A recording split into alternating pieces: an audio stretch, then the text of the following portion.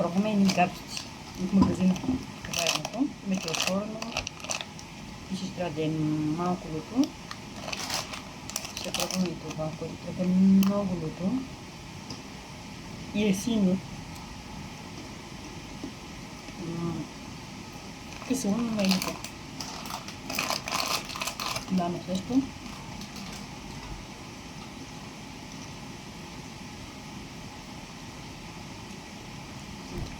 Трета хапка може би вече много ми харесва. Не знам защо, но повече почва да ми харесва.